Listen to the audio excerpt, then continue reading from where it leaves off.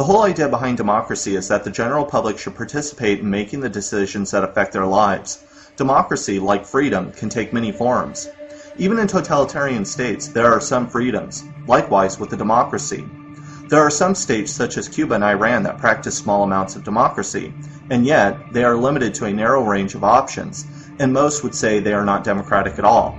There are generally two different types of democracy, representative and direct. However, representative democracy is not democratic. Direct or participatory democracy allows the voice of the public to be heard, unhindered in its purest form. This allows the members to be self-managed without the use of bureaucrats and politicians. I think we can all agree that politicians are corrupt. Every day, someone is being accused of and exposed for their crimes, ranging from perjury to theft of public money. Society should not be forced to choose the best of two evils. The Center for Responsive Politics, the leading nonpartisan organization that records money in politics, found that in the 2008 elections, 93% of the House of Representative races and 94% of the Senate were won by the candidate who spent the most money. This reality is not just reserved for Congress. Barack Obama also outspent all other candidates, including John McCain, to win the presidency. Much of the money that comes from political financing is produced by corporate donations, political action committees, and wealthy individuals. Top industries literally spent billions of dollars to pay for our current Congress. In 2008, there were 14,800 lobbyists who spent $3.3 billion to influence politicians. This is pretty amazing considering there are only 535 members of Congress. This shows that one person, one vote is just a myth. It is money, not people, that decide the fate of elections and our lives. Politicians do not represent the public. Instead, they represent industries who pay for them to be there. In order to win elections, the politicians must hire teams of people who turn them into demagogues, who use certain phrases, dress in certain clothes, use ambiguous forms of speech about ideas that nearly 100% of the public agrees with, such as the right to freedom and democracy. Their speeches are rehearsed, studied, calculated, marketed, spun, and branded. In the meantime, politicians must hide their true motives, personality, vices, and beliefs. Because speeches are so vague, this causes people to interpret them to the point of conspiracy theories. Politicians may be moral as individual people, but by necessity, they must participate in a system which forces them to be dishonest.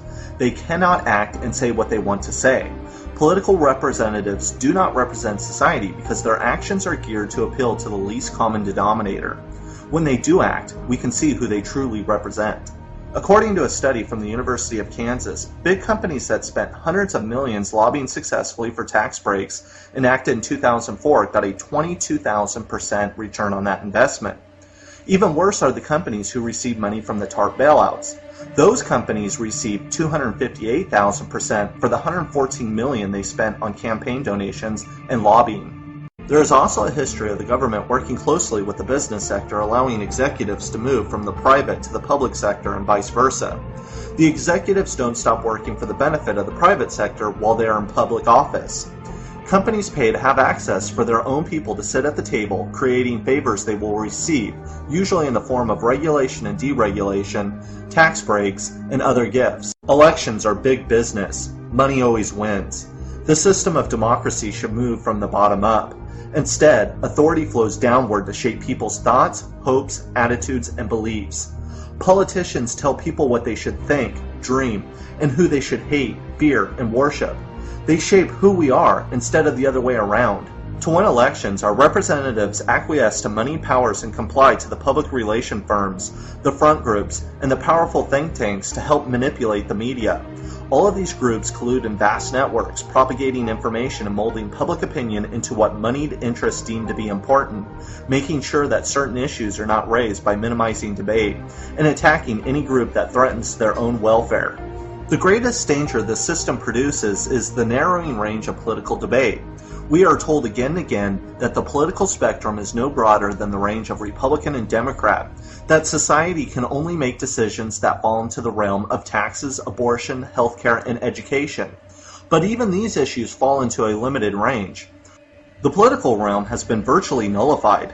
There is no meaningful change because the system of representative democracy, by its very nature, demands consistently flat results. It shouldn't be that every 2 to 4 years we leave our homes to vote for one of two people to become our representative.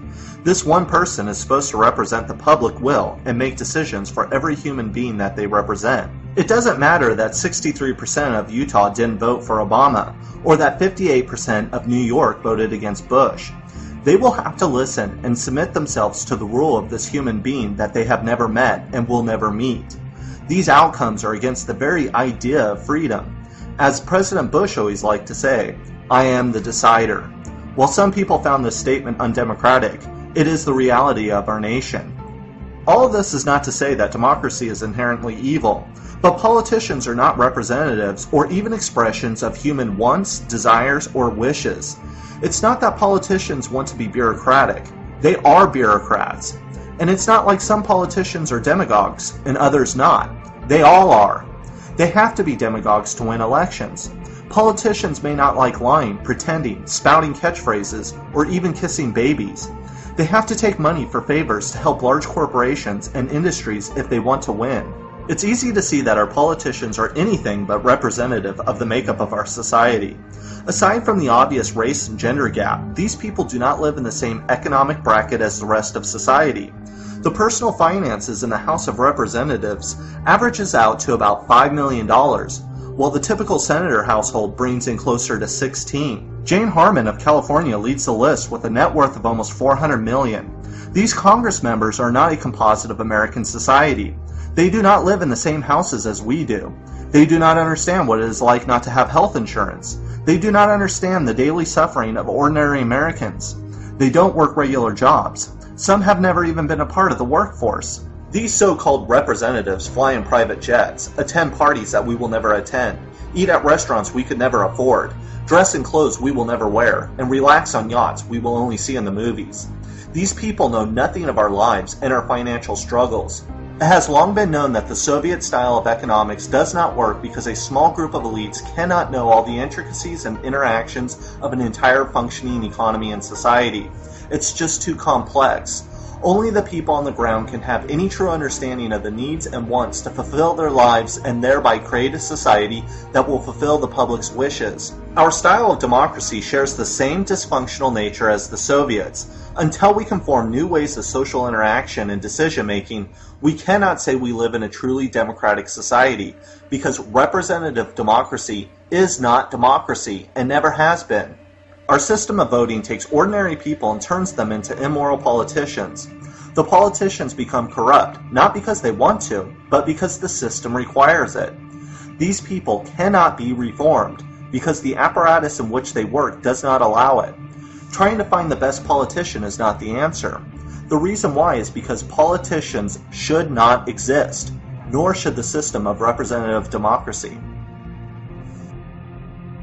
Participatory democracy is a system in which people vote in collective gatherings in order to decide their fate and maximize collective liberty.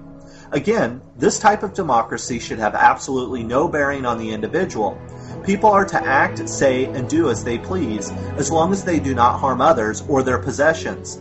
Participatory democracy should only exist in the realm where people congregate and everyone in that group is affected. Its function is not for personal liberty, but collective liberty. One without the other is like saying you are half free. Instead of one person telling everyone else what to do, the group as a whole makes the decisions. This group is said to be self-managed.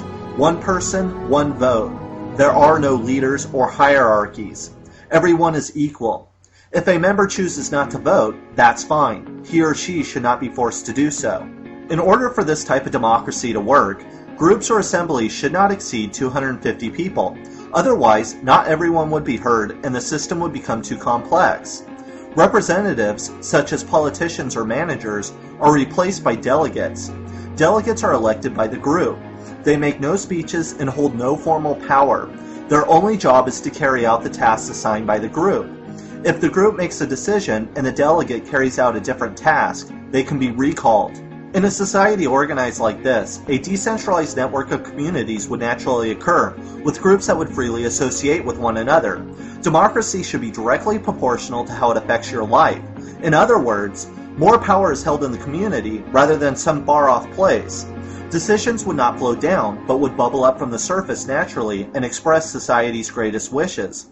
This would allow the people to create a society based on their own desires and dreams, rather than the isolated society they exist in today. It is a sick society when we barely know our neighbors, when we walk past each other with a hesitated glance, when our fellow workers are seen as nothing more than competition, and when an elite minority dominates the majority. A participatory democracy allows us to interact within our communities, our workplace, and our social gatherings in an atmosphere of equality, mutual respect, and mutual agreement. We should be the ones making the decisions, coming up with the ideas, and implementing the ends with our fellow human beings. Today, we are working collectively not for kings or monarchs, but for our paymasters. We work for politicians who use our money for their hidden agendas. We work for CEOs who steal a portion of our labor for their personal gain. These are the new kings. They hold society in shackles while they are free. It is not just collective liberty that is being held hostage to their whims. It is the individual. Currently, all of our energy, creativity, intelligence, time, and liberty are working for an elite minority. They are nothing but thieves living off of our blood, sweat, and tears for their freedom. In a participatory democracy, groups can come together freely and decide their own future. Our ancestors built the pyramid for the pharaohs. Imagine what a free society could achieve if it were free to manage its resources and labor. Humans, while superficially different, are almost identical in DNA to each other. Our DNA is physically expressed in the flesh, including the makeup of our brain. As a result, our thoughts, ideas, emotions, morality, and hopes travel the same path. Again, the differences in physicality are superficial. A common thread is the desire to pursue personal satisfaction in a wide range of human experience. My personal hope is that true freedom, extended by participatory democracy to all, would push society towards something along the lines of post-scarcity. Resources would be available to everyone, eliminating need, poverty, and economic suffering. Tedious jobs would be automated to reduce unnecessary tasks, so that work becomes a choice. In this environment, we would be free to spend our time pursuing the things we love, such as art, sports, socializing with friends and family, playing music, traveling, learning, or just daydreaming. The human desire to create would produce genuine rather than competitive innovation. Whether this future is achievable is yet to be seen. However, these ideas can only be achieved if people work toward these ends. Throughout history, rulers, be they kings, chiefs, monarchs, dictators, managers, or politicians, have dominated our lives. As time has passed, the one has turned into the many. They have been the decision makers, telling us how to live, what to think, and how to be. Their time is over. A participatory democracy makes everyone a ruler unto themselves. In this decentralized system, individuals represent only themselves in free association and self-manage their own affairs in an equitable and just manner. Today, hierarchy creates a division where only a few decide our fate and our lives. This totally inefficient system neglects the natural human capacity, intelligence, and creativity of individuals. A group of 20 people conversing, debating, assessing, and considering all possibilities is better than a few that manage our affairs. Today, ideas are not considered or even heard in order to retain the division of power and wealth. This paternalistic system turns people into idiotic creatures and into people who walk through life like zombies, quiet, helpless, and alone. When others make decisions for us and tell us how to live and act, we naturally gravitate toward a state of impotency. People in society need to have a say, a choice, a sense of power, and their own voice. Our centralized and bureaucratic system of authority is crushing our spirit. Society and its institutions are not designed for human beings. Our system of representative democracy is an anti-human system and should have been left in the dustbin of the 20th century. Our best option for freedom, true freedom, both collective and individual, is through a system of participatory democracy. It is time to strip our masters of their power to dominate and humiliate us. Individual freedom has made tremendous strides in the last 100 years, but without collective freedom, whether it exists in the workplace or in the political realm, is only half freedom. Until then, we cannot say that we